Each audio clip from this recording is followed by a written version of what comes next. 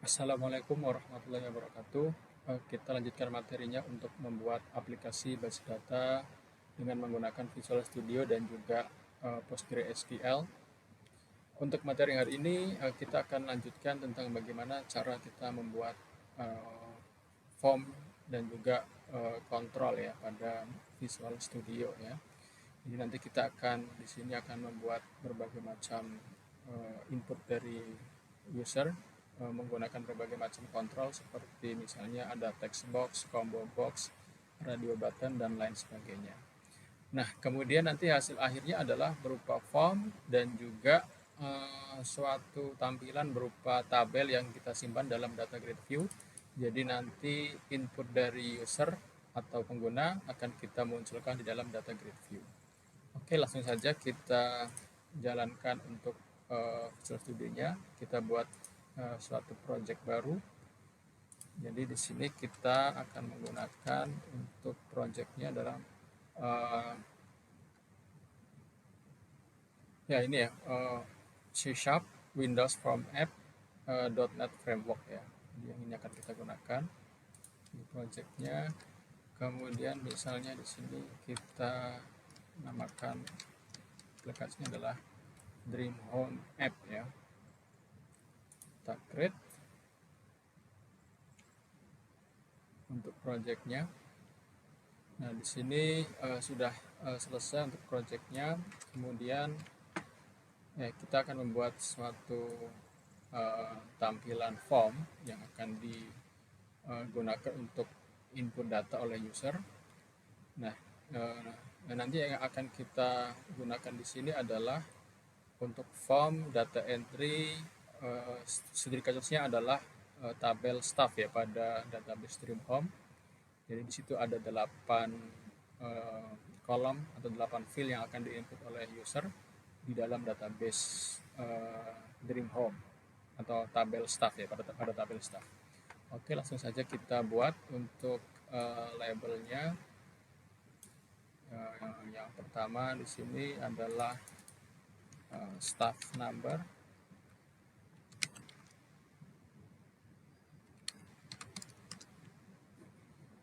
Oke, kemudian staff number di input berupa text box ya. Jadi berupa text box. Nah, di sini untuk propertinya kita ganti misalnya untuk namanya, nama dari textbooknya ini kita buat sebagai txt staff no ya. Jadi nama dari text box yang kita buat disesuaikan dengan data yang akan kita masukkan. Jadi kalau untuk menampung isian dari number staff, kita gunakan atau kita ganti namanya menjadi txt staff no supaya memudahkan kita nantinya ya. Kemudian yang kedua ada first name ya.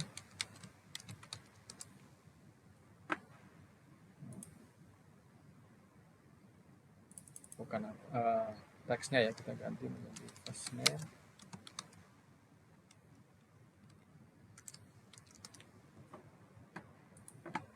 First name juga menggunakan text box ya, sama ya.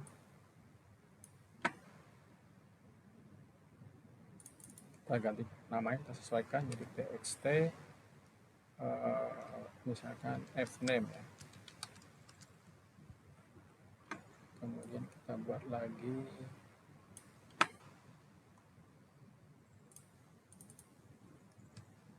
last name juga menggunakan text box.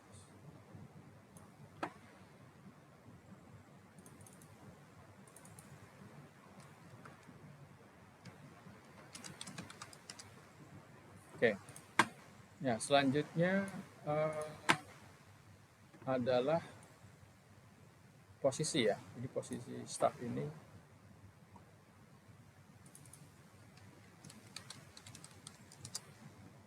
nah, karena posisi ini adalah pertanyaan yang tertutup ya, tidak terbuka. Jadi nanti sebenarnya akan kita gunakan list yang sudah fix ya. Jadi tidak kita tidak akan menggunakan text box, tapi bisa kita gunakan suatu kontrol yang disebut adalah sebagai combo box ya. Nah, combo box ini nanti isinya bisa berupa suatu item ya. Bisa kita ganti, misalnya di sini posisinya adalah manager, supervisor misalnya, kemudian operator. Ya, jadi itu untuk menunya. Misalnya di sini ini nama formnya kita ganti entry, teksnya kita ganti entry data staff ya. Oke, selanjutnya adalah jenis kelamin ya.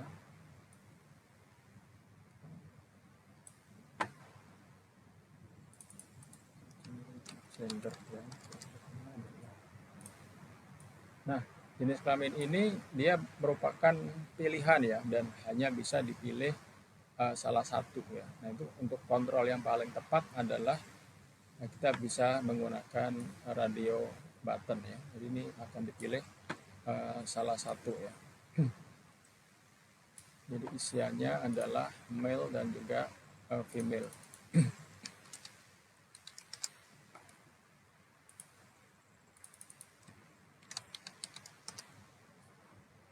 Ini emailnya kita sesuaikan namanya menjadi akan RB male, radio button male. Untuk nama yang female juga kita sesuaikan RB female.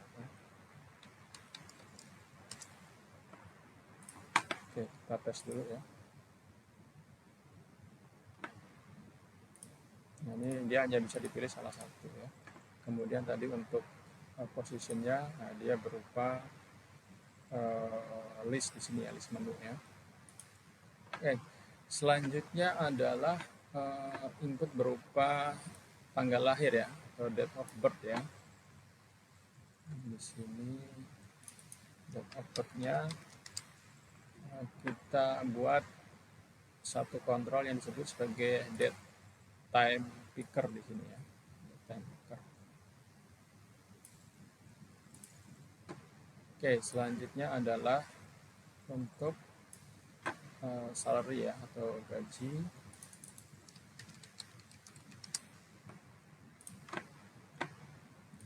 Kita buat ini berupa text box.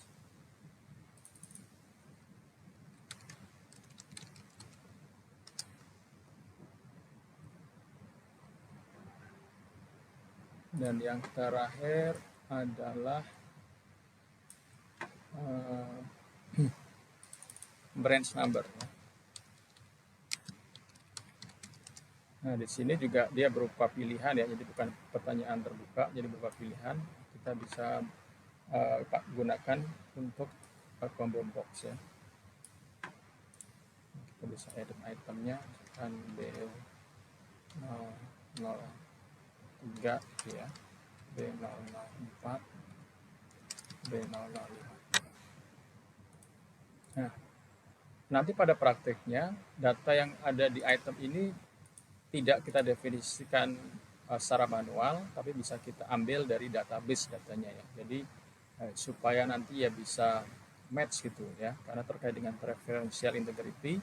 Jadi harusnya data yang ada di dalam branch number ini kita ambil dari database ya. Tidak ini di sini nanti ya kalau datanya itu terikat ya dengan tabel branch, harusnya di sini kita ambil dari tabel branch gitu ya, supaya nanti bisa match ya datanya ya. Oke, itu untuk form input entry ya. Nah, selanjutnya kita buat suatu tombol ya. Jadi button di sini. Misalkan apa? Tambah ya.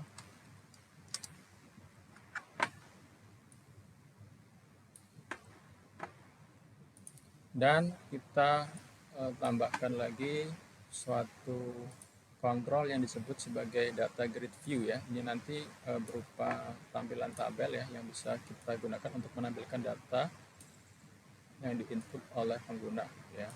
Ini berupa tabel. Oke.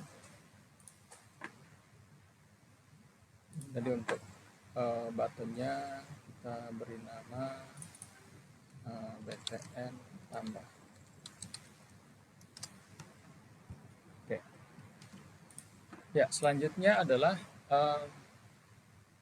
kita akan membuat satu program sederhana ya. Jadi untuk memasukkan data yang di entry oleh pengguna ke dalam data grid view ini ya. Jadi kita gunakan event yang disebut sebagai button on click ya. Jadi ya kemarin sudah kita bahas ya mengenai event driven programming ya. Suatu program itu dia bisa dieksekusi ketika suatu event atau suatu kejadian itu terjadi ya. Itu bisa apapun ya, misalnya saat tombol ini diklik, ya, itu juga event ya, kejadian ya. Atau saat form ini di load, ya, itu nanti ada event yang namanya form load ya. Jadi pada saat form ini di load, ya, kita bisa menambahkan satu program. Oke, nah kita nanti akan buat program ya, ketika tombol tambah ini diklik ya. Jadi kita double klik di tombol tambah ini. Nah di sini akan muncul suatu fungsi ya, private void button tambah underscore click ya. Jadi ini fungsi ini akan dieksekusi ketika tadi tombol tambahnya diklik gitu ya. Nah di sini kita bisa buat program ya. Nah secara umum untuk jendela program ini secara default akan di-generate tampilan yang seperti ini ya. Jadi di sini ada using system, ini secara default dia akan memanggil suatu namespace ya. Misalkan kita sudah nanti akan menginstal suatu library gitu ya. Nah, kita bisa tambahkan di sini ya, using misalkan driver untuk PGSQL, nanti bisa kita pakai using misalkan npgsql gitu ya. Itu nanti akan kita bahas ya.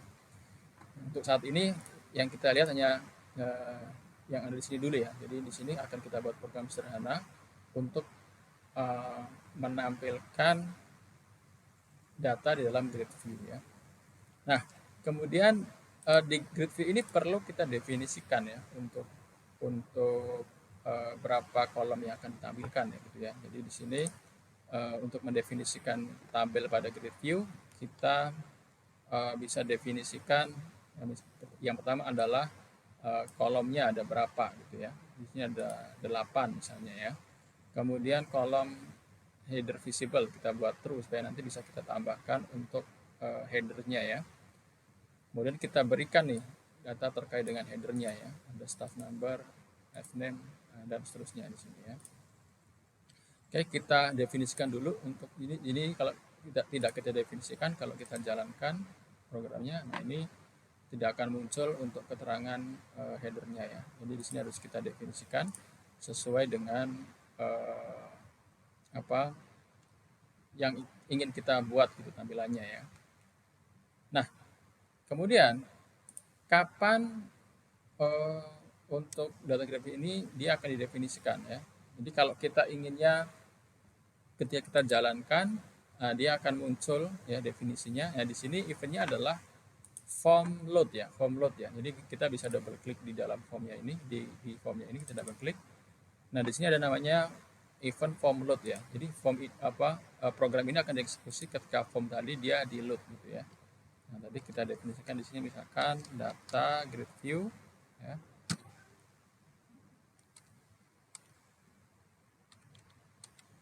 Kolom count di sini sama dengan 8 ya.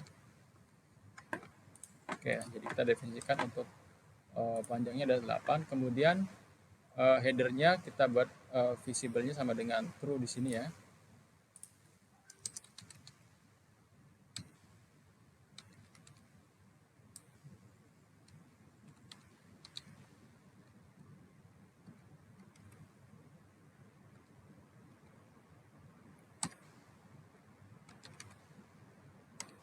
Oke. Nah, kemudian kita tambahkan untuk nama-nama kolomnya ya, data grid view dot columns yang ke 0 ya. Jadi nama ke 0-nya tadi adalah staff number ya, staff number.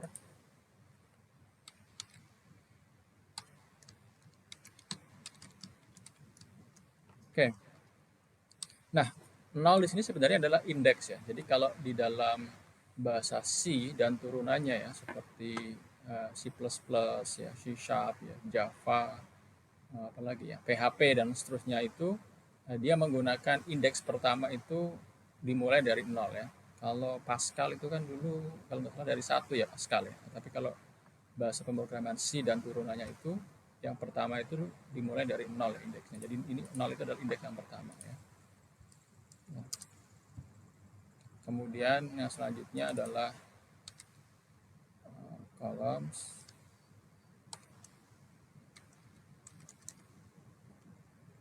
satu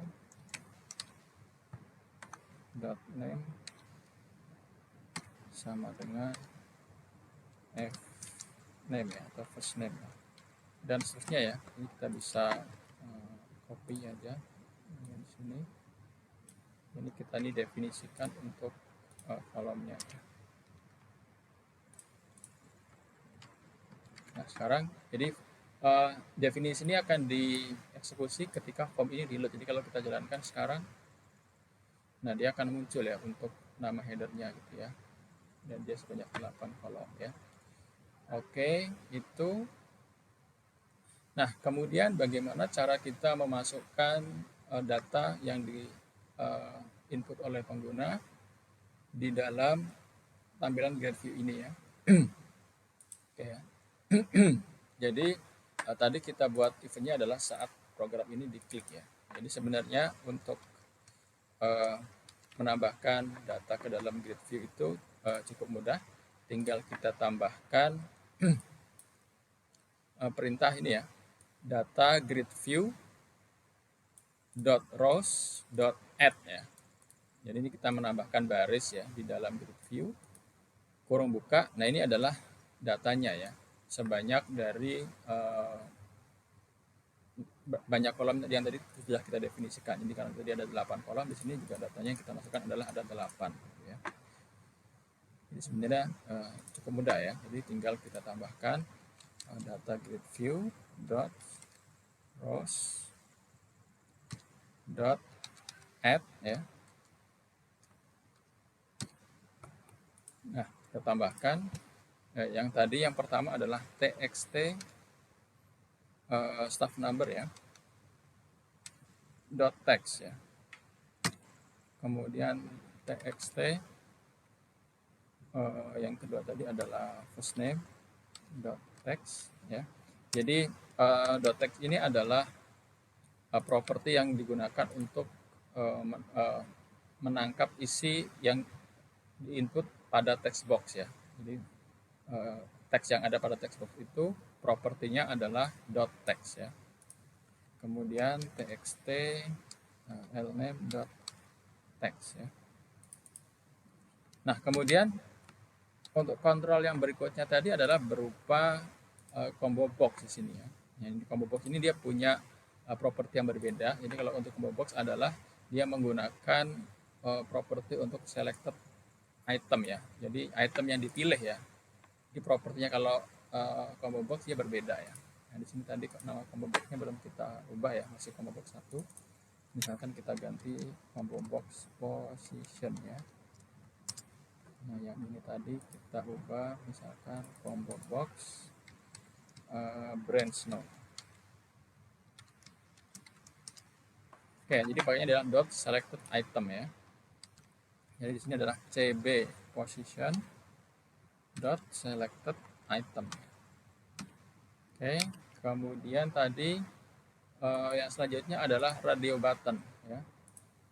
Nah radio button ini kita harus cek mana radio button yang sudah dipilih oleh user ya. Nah, di sini kita bisa cek dengan script sederhana, yaitu kita gunakan pengecekan ya. Jadi di sini misalnya di sini apakah radio button mail itu dicek. Jadi kondisinya ketika radio button mail itu dicek, ya, ketika rbm.check sama dengan true, jadi yang maknanya adalah ketika radio button yang mail itu dicek, ya, maka jenis kelaminnya adalah laki-laki, ya. Kalau yang dicek itu adalah yang perempuan, gitu ya. Nah, di sini jenis kelaminnya adalah perempuan, ya, atau F, gitu ya. Nah, jadi program sederhana untuk menangkap input yang dimasukkan oleh user pada kontrol radio button di sini, ya. Jadi kita bisa cek seperti itu.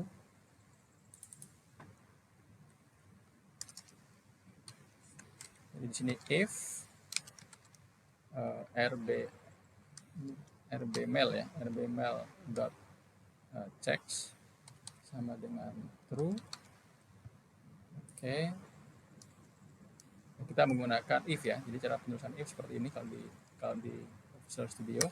Nah, kemudian kalau aksinya berupa suatu program yang hanya terdiri satu baris, kita sebenarnya bisa langsung, ya. Misalkan di sini kita buat CK sama dengan M, gitu ya. CK ini adalah variabel baru, ya. Nah, di sini kita belum definisikan, ya. Jadi harus kita definisikan dulu untuk variabelnya dengan cara kita definisikan nama tipe variabelnya apa. Kemudian di sini tinggal nama variabelnya, ya. Jenis kelamin.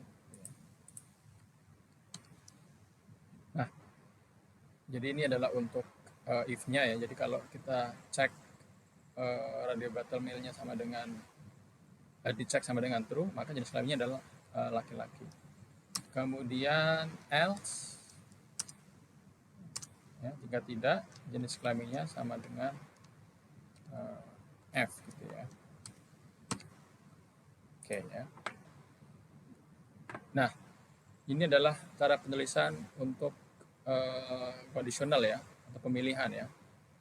Karena cuma satu baris, ya, di sini tidak perlu menggunakan kurung kurawal buka, ya. Tapi kalau kita program yang kita buat terdiri dari beberapa baris, nah ini kita harus pakai kurung kurawal, ya. Oke, dengan demikian di sini sudah bisa kita gunakan, ya, untuk jenis untuk variabelnya adalah jenis kelamin. Jadi input yang dipilih oleh user tadi kita tangkap dan kita masukkan di sini sebagai jenis kelaminnya. Kemudian kita masukkan dalam data grid view. Oke, yang selanjutnya adalah date time picker, ya. Nah, untuk date time picker di sini kita akan menangkap untuk programnya, ya, date time picker, ya, yang dipilih oleh user, ya. Jadi kalau kita jalankan di sini, ini ada error.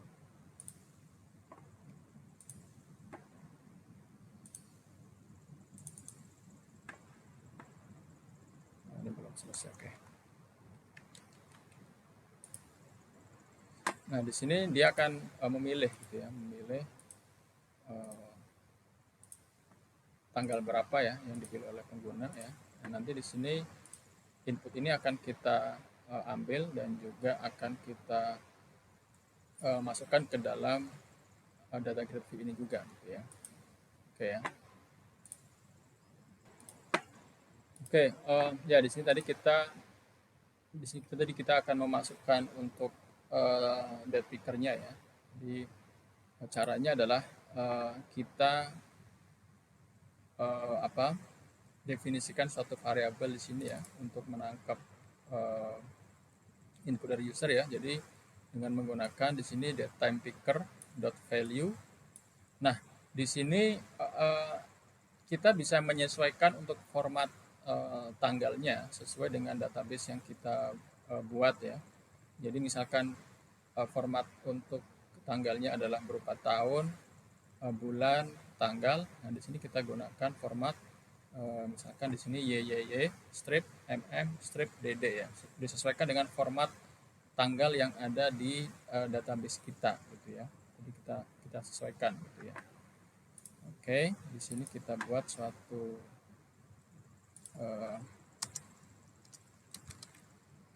untuk menangkap variabel dari date time picker-nya, ya. Dot value dot toString, ya. Nah, nanti kita sesuaikan dengan format tanggal yang ada di settingan database kita ya. Misalkan tadi adalah YYY, MM, DD ya. Oke, jadi ini DOB ini adalah variabel yang berisi tanggal dari input yang sudah dilakukan oleh pengguna. Kemudian tanggal yang dipilih itu akan disesuaikan dengan setting atau format tanggal yang ada di dalam database kita gitu ya. Jadi kita masukkan di sini data B.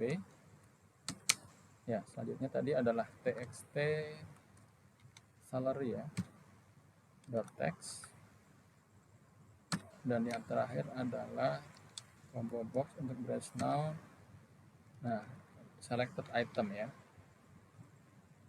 Nah, sudah jadi ini ya untuk program sederhana untuk memasukkan data yang diinput oleh user ke dalam tampilan grid view kita ya. Sekarang kita coba.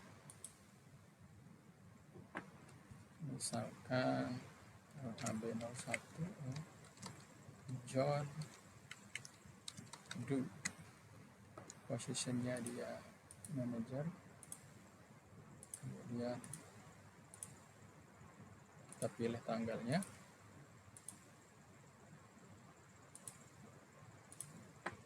salarinya misalkan 2000.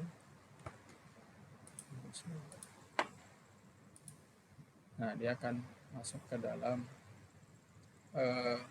tampilan dari grid view-nya ya. Oke, itu untuk pertemuan 9 ini ya, materi pertemuan 9 ini. Kita lanjutkan nanti di pertemuan ke 10 ya, terkait dengan validasi data ya. Oke, sampai jumpa di pertemuan selanjutnya.